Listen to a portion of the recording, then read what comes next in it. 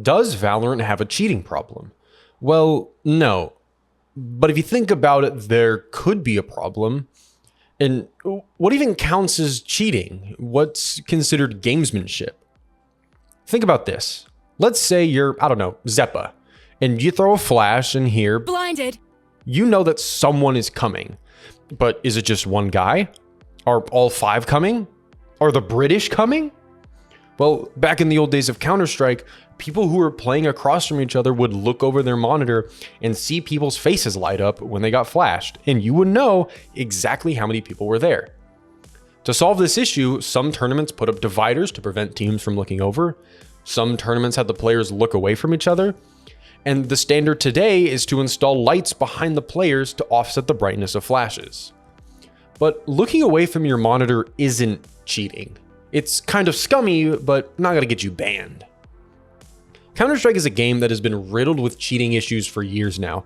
Part of Valorant's reputation is that it has a great anti-cheat. If you've scrolled through TikTok though, you've probably seen someone on TikTok live hacking in a Valorant game, or someone on TikTok claiming they have the best NVIDIA settings, and would you look at that, they have wall hacks. Gotta find those settings! While this type of content is pretty prominent on TikTok, think to yourself, how many times have you seen the cheater detected screen in Valorant? I have over 1,100 hours of playtime in Valorant, and I have seen this screen twice. And both times I was not able to tell who was cheating. At the time of writing this video, August 13th, 2024, the last time I saw a cheater in Counter-Strike was 2 days ago. He had multiple bans on record. But I'm not here to talk about cheating in Counter-Strike or some dumbass on TikTok, because most of these cheating videos on TikTok are fake. They are pre-recorded videos of banned accounts trying to sell some software to you. But just remember, this whole thing is a scam, and posting videos of you cheating in Valorant is against both the TikTok and YouTube terms of service. So do your part and report the videos. Hey, it's Post-Production Bubba here. In the original video, I didn't break down how posting hacking content is against the TikTok and YouTube terms of service. But if you want to skip the explanation, skip to this timestamp. In Riot Games' legal section, what can I develop with Riot's intellectual property? You can develop cool free stuff for the community to enjoy on the condition that you follow all of the rules described in this policy and the terms of use. Riot Games grants a personal, non-exclusive, non-sublicensable, non-transferable, revocable limited license for you to use. The Riot Games terms of use prohibits using any unauthorized third-party programs, including hacks, which means by hacking in-game, you can no longer post content with Riot Games' intellectual property. TikTok says that you cannot post any material which does or may infringe any copyright, trademark, or other intellectual property or privacy rights of any other person. YouTube says that the content you submit must not include third-party intellectual property unless you have the permission from that party or are otherwise legally entitled to do so. For both TikTok and YouTube, by hacking in-game, you lose the ability to post content about the game on these platforms, making each one of these videos copyright infringement.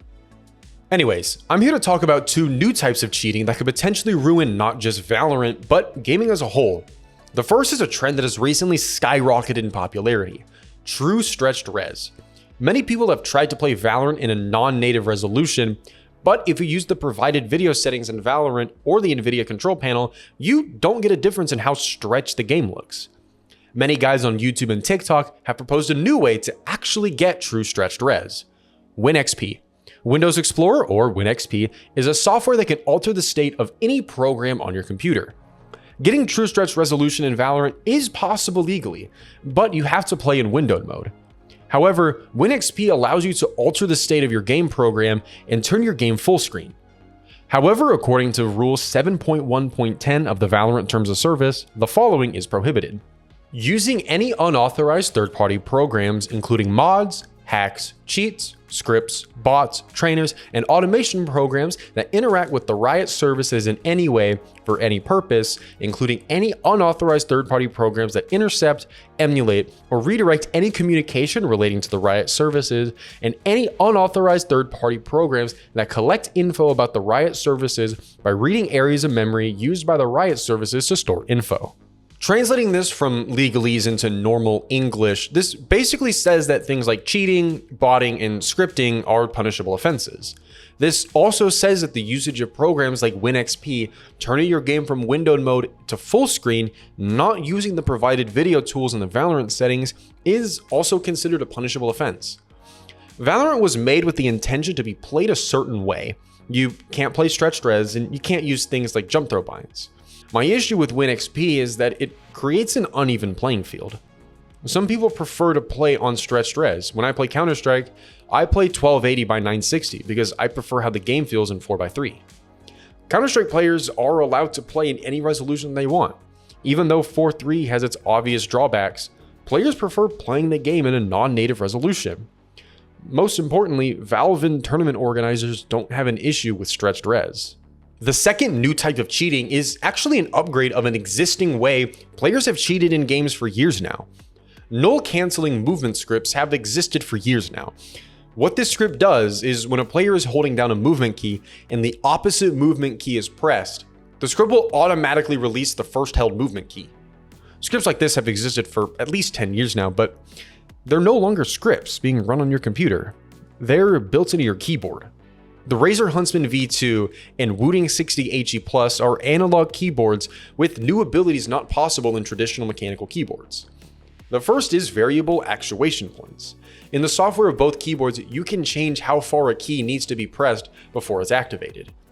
I don't have an issue with this because you can modify an existing keyboard to get a different actuation point with different switches. The second feature is called Rapid Trigger. What Rapid Trigger does is that as soon as you begin releasing a key on your keyboard, it becomes deactivated, instead of having to pass through the actuation point like on traditional keyboards. I'm still undecided on Rapid Trigger. It feels like a good step forward in the keyboard innovation department, but at the same time, this feature is a serious competitive advantage. The third feature is called Snap Tap. What Snap Tap does is the same as the null cancel script from earlier, but instead of it being a script run on your computer, it's a feature built into your keyboard. I'm going to say that Snap Tap should not be allowed. I personally feel like Snap Tap is a bit too far because your keyboard now has the ability to change the keys being pressed and correct your mistakes. This is a previously banned script being welcomed back as a technological advancement. I don't want to seem like I'm against everything that Valorant players are doing, because truly I'm not. I don't want to bash every new technology that comes out. All I want is an even playing field. I want the rules to be clearly defined and enforced accordingly. As it stands right now, I think that people using WinXP or SnapTap should be banned for cheating. I know it might sound extreme, but the rules state that modifying the game and the usage of scripts are not allowed. If Valorant wanted certain mods or scripts to be allowed, they could put into their rules what exceptions are allowed. The ESL Counter-Strike rulebook says that scripts are illegal, but it also gives the permitted exceptions. These rulebooks are heavily influenced by the players, and these exceptions are widely regarded as quality of life improvements or necessary tools to allow the game to play smoothly. But I'm curious what other people think about this issue. If you use WinXP or SnapTap, comment down below why you use it and if this video is making you reconsider what you're doing. All I want is for people to think about the possible cheating happening in Valorant today. After all, this series is called Thinking Piece.